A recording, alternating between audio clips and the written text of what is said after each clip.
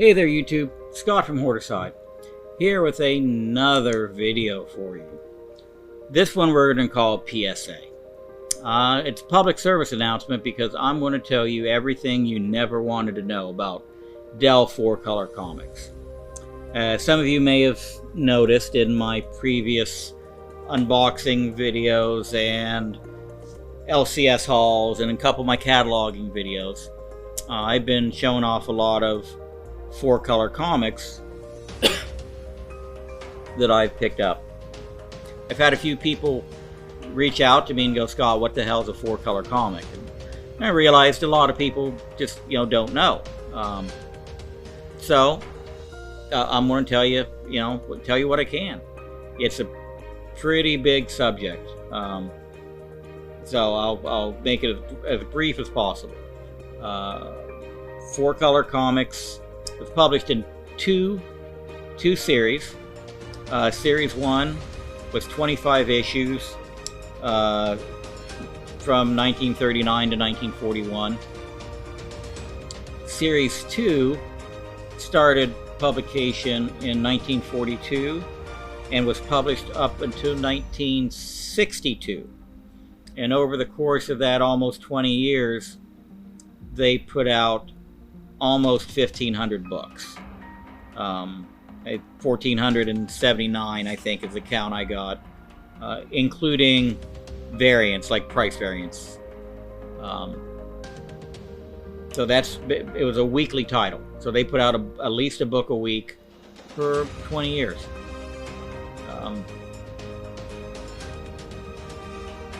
Roughly 20% of those books were Disney properties. A lot of Disney characters saw their first print appearance in a Dell Four Color comic. Now, the main Disney properties like Mickey, Minnie, Donald obviously were in other print media prior, but a lot, Snow White, Bambi, Cinderella, just about any Disney property you can think of other than those old school majors got their start in print in Dell Four Color. A lot of the original Four Color issues were just reprints of old newspaper comics, comic strips. Donald Duck until issue 29 of Dell Four Color Comics was Donald Duck's first original material for a comic book. Prior to that, all of his comic book appearances were reprints of newspaper strips. The other notable thing about Four Color Comics is it was a proving ground for a lot of characters. One that most people have heard of, it was Turok. Turok, Son of Stone, first appearance was Dell Four Color 596. His second appearance was Dell Four Color 656. After that, and those issues were about a year apart. After that, a couple months later, he got his own title that ran for 130 some issues. Other characters might have had 4, 6, or 8, even 10 appearances in a Dell Four Color comic before they got their own standalone issue. Sometimes they would restart the numbering, sometimes they wouldn't. Anybody that collects Turoks knows that the first standalone Turok book is issue number 3, because 596 and 656 were considered books 1 and 2, even though they say 596 and 656 inside in the index. Sometimes, though, they did restart the numbering over at 1. The biggest problem with the Four Color books is it's finding them, because it's not like you can go to the LCS and go to the back issue bin to the Four Color section. If you've got one of those at your LCS, let me know, because I want to visit that one. Most of the time the books are shoved in just randomly in the $1 through $5 bins that have no order. If they are in any sort of an order, they're stuck in with whatever the title of that particular issue happened to be. So they may be, if it was a Roy Rogers book, it might be in with, the Roy Rogers section. If it was a Donald Duck book, then it could be in under the D's. Though when you're looking for a 4-color book, you don't want to look through every single title that's ever been published under 4-color to find it. But I'm going to give you a quick tutorial on how to find these books in the wild in your back issue bins. And where else better to start than with issue number 1. So every issue of Dell Four Color Comics from issue 1 to issue 99 will say 4-color comic on the cover. It'll say 4-color comic, the issue number, and the title of the content within that issue. The only exception to that is issue 18, and it's a pretty rare issue that you most likely will not see in the wild. In fact, I don't think I've ever seen one on eBay. Starting with issue 37, they began including a Dell logo on every issue. This is the square Dell magazine logo. But again, we're under issue 100, so it still says 4-color comic and the issue number. With issue 87, they changed. Let me jump down there. That'll be better. They changed to the round Dell magazine logo, but they still have the issue number and 4-color comic. So, quick recap. Issue 1 to 99 says 4-color comic on the front of the book. If you find a Dell magazine that is issue 1 through 99 and does not say 4-color comic, then it's not 4-color comic. Beginning with issue 100, however, Dell, in their infinite wisdom, decided they didn't need to put 4-color comic on their 4-color comics any longer. So this issue of Gene Autry Comics looks like it's Gene Autry Comics number 100, but it's not. It's Dell 4-color comic issue 100, which happens to be Gene Autry Comics. Starting at 179, they changed the logo again. Now we're doing a square Dell comic logo, again with our issue number. Any Dell comic over issue 100 that has the issue number on the front cover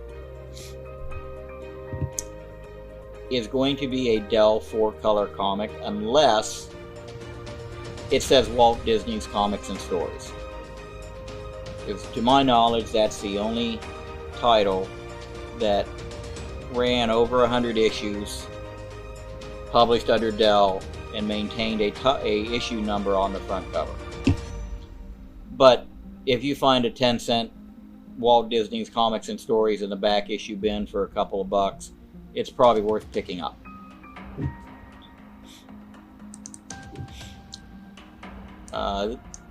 This issue just kind of highlights that the Dell logo is not always in the upper left-hand corner. Here, Gene Autry's in the upper left-hand corner, and the Dell logo is almost in the middle of the book. Again, we have a square Dell comic logo.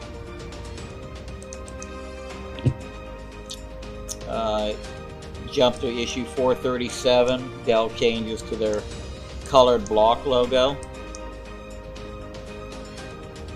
So again, our Dell logo, issue 437, which happens to be John Carter of Mars. 609 is illustrating one of the movie classics logos. A lot of the Dell Four Color were retellings of major motion pictures, or Walt Disney pictures, or sometimes just TV shows or series. So a lot of times you'll see this logo. When you see this logo, though, you have to be careful to make sure that there is an issue number on it that's in this upper range, and that it's a 10-cent book, because a lot of these issues were reprinted as 12 and 15-cent issues under either the Dell Movie Classic title or as a one-shot under the title of whatever the movie was.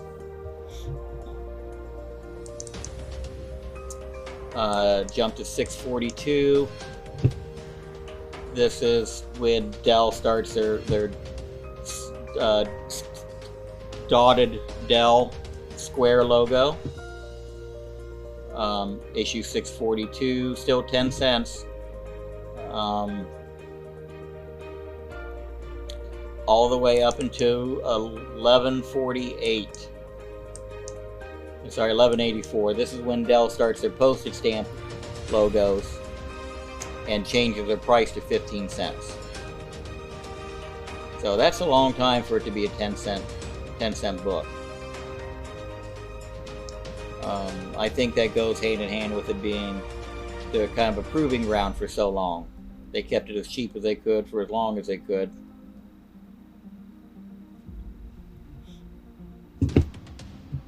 And then if they had a book sell good, they'd give it its own title and then make it a 12 or 15 cent book sooner.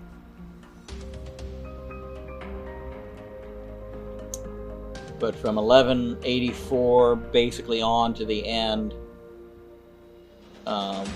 was the Dell postage stamp logo and a 15-cent book.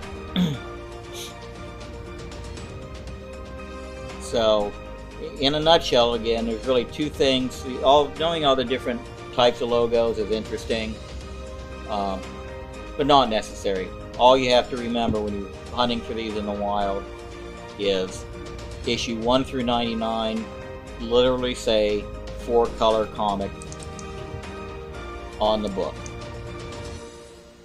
It may or may not have a Dell logo, but it's going to be an old as shit 10-cent book that says Four Color Comic. From issue 100 on, you're going to find a Dell logo of some sort, whether it's a round magazine, square magazine, Dell dot, square, color block, whatever it is. You're going to see a Dell logo and an issue number above 100. And unless it's Walt Disney's Comics and Stories, you found a Dell Four Color Comic issue.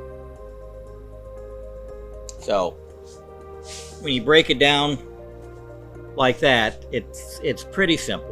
It really is. You've skipped over countless number of these, leafing through long boxes already. So now maybe you'll stop and glance at them. There's a lot of history in those books. They're like time capsules of that 20-year period of everything, pop culture, basically. Movies, TV shows, you name it. There's so many first appearances that were all in those issues. So let me know how your hunting goes. I want to know what you come up with, how many cool books you find. If you find any dupes, send them my way. I still need about 1,000 issues to finish my run. So chances are, if you find one, I need it.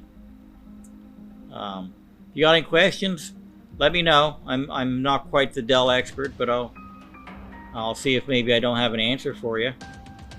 Let me know if you find anything cool out there. As usual, like, subscribe, share, and make sure you comment. I want to know what you're finding. That is it. One more thing. Pull one off of the stand right here.